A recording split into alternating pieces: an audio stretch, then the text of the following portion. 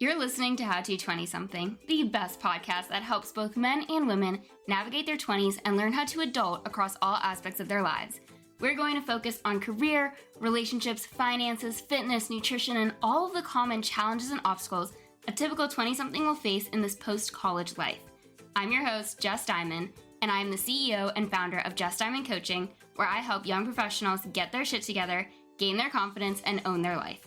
No one prepares you for this adulting world, so allow me to help you feel like you are no longer a chicken running around with its head cut off, and that you actually know what the hell is going on and what your next step to take is. Welcome to How to 20-something. Welcome back to another episode of How to 20-something, where today's episode was actually both a recommendation from one of you and a topic I've been uncovering with a client of mine. So here's your reminder. If you want me to do a deep dive on a particular topic, category, subject, question, or whatever you want to call it, then you can always head to the show notes to submit something and I'll happily make an episode around it. Today's topic of conversation is centered around the question, what's the point? If you've ever felt like you're the only one asking this, you're not. Everyone, even the people who seem like they have it all together, hit these what the point moments all the time. They just don't always say it out loud. I actually recently hit this what's the point moment with this podcast because I produce episode after episode and it doesn't really benefit me, doesn't make me feel good. I kind of question why I'm still doing it. I don't get a ton of listeners and I go through this whole self-doubt spiral. And then at the time of me recording this exact episode, I get that one new person to tell me, hey, I listened to this episode and I loved it. Like, thank you so much for putting it out there. And that happened literally last night. At the time of me recording this episode, that happened last night. I was with a client at the gym and another member came up to me and said, hey, Jess, it was a great episode. I was like, which one? And he was like, one about moving to a new city. I was like, oh my gosh, thank you. And that's what helps me remember what the point is. The point is to inspire at least one person. You kind of lose that point when no one is telling you time and time again, week after week. And then you get that one moment. It's like, oh, right, this is my point. And now I want to help you find yours. Like most recently with one of my clients, his what's the point was in regards to going to college. Maybe for you, it's about having a full-time job, or dating, or your life in general. I think it's fair to say that we all come to different crossroads and realizations at several parts of our lives that has us questioning what we're even doing. And more importantly, why? Why are we doing the things we're doing? Who is it for? Why does it matter? What's the bigger picture? It's so easy to get caught up in the mundane of your day-to-day and then all of a sudden you get this wake-up call of what the hell am I doing? So today's episode is to help you better understand your own point, why this kind of self-doubt and reflection occurs, and how to get past it. To begin, finding your point and purpose definitely go hand in hand, but I would say finding your point can be on a smaller, far less daunting scale than figuring out your life's purpose.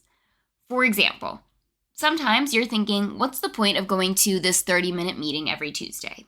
And other times you're thinking, is my 9 to 5 all that my life has to offer? And then there's times where you're post-breakup and you don't even see the point of trying to date again, of what's the point in putting your heart on the line if it's just going to go and get broken again. All of these examples are valid. All of them are relevant. Questioning a meeting is a mere annoyance. Questioning your existence can lead you into spiraling, questioning anything and everything that you're doing. But they both leave you with an empty answer to the what's the point question. Overall, you reach this moment when you're bored or burnt out or when you are going through a transition, like a breakup or graduation or a career change or new friend groups moving around, moving to a new city. When you're bored or burnt out, you're exhausted. You're at your wit's end and you're left thinking, why am I doing this to myself? For my client, he was burnt out from his schoolwork towards the end of his freshman year and didn't want to keep staying in this state of stress and overwhelm. He didn't love what he was studying and didn't know why he needed to keep going to school because he couldn't see where it would lead to next. He was someone who constantly needed to set goals to work towards, otherwise he would lose focus and then constantly reach his what's the point part of his journey. At first, I worked to help him see that college isn't only for getting a degree, that you can go to school for something and your career turns into something entirely different, like me, for example, but the life lessons, the low-risk independence, and the networking that happens or that you make happen within the 4 years of college are also important. We also worked on getting him excited to take the classes he needs to by researching jobs in the industry he can look forward to. Now, he has a point. He knows why he's attending college. When you don't know the point behind doing something, you then need to figure out the answer to two very important questions. Why are you doing this? And who are you doing this for? When someone first steps into a coaching partnership with me, we set up goals and then I ask them what their MOFA is. And MOFA stands for motivating factor, which is basically me asking them, why are you doing this? Why are these goals important for you to achieve? What's in it for you? Are you showing up for yourself because your parents expect you to? Because society has sold this dream to you? Or are you doing the work now so future you can be set up for success? So you can get out of this period of struggle that you're experiencing? You have to decide who you're doing this for and why it's important for you to come out on the other side winning. Regardless, you need to be showing up for you or for some part of your life. My friend Jacko, who gave this episode idea, told me that sometimes when he doesn't know why he's showing up for work day in and day out, he pauses and asks himself, who is he doing this for? He is someone who absolutely loves his fiancée. Anyone who knows him knows who his fiancée is and how madly in love he is with her. It's so adorable. Oh, for him, he continues to work so he can provide a good life for her. Now, like I said, I don't personally recommend showing up for someone else or working towards something for someone else because you need to have your own reward system and your own skin in the game. And that can range from doing something that makes you feel good, that lights you up, that pays your bills so you can do other things you really like to do, to be able to travel, to be able to live alone, to eat at your favorite restaurants, to have no aches and pains, to have energy, to feel loved. The bottom line is you get to decide your point. You're the one that holds the power, which also means that if you don't like your point, you get to change it. So keep digging into this question until you have an answer you are happy with. I'm doing X so that Y can happen. And just keep repeating that over and over again until you get that answer. Like with my client, he's going to college to get a degree and work in a job that fascinates him with collecting data that shapes the geography of the surrounding areas. Your point can also be to serve as a bridge to get you to where you really want to go. Like your time in college is that bridge to get you to the real world, if you're in a degree that requires that. But under this concept of a bridge, I always like to loop in my mental model of it's not forever, it's for now. And this goes back to when I was working my corporate job, and I knew that in a few months I was quitting, moving to Charlotte, and pursuing my own business.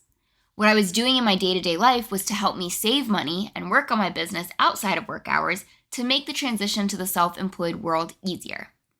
And I became self-employed because of the way it lights up my soul when I do the work I'm meant to be doing.